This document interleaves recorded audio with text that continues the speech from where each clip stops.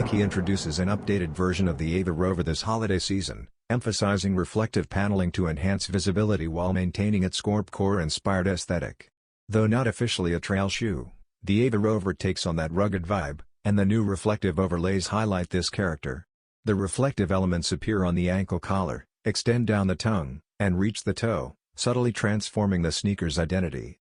The Sequoia and Soft Yellow colorway showcases how small design adjustments can significantly alter perception, making the silhouette more dynamic.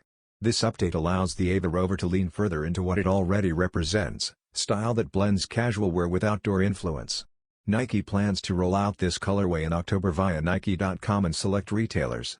With its functional yet fashion-forward approach, the Ava Rover's latest iteration reaffirms its place as a versatile sneaker choice.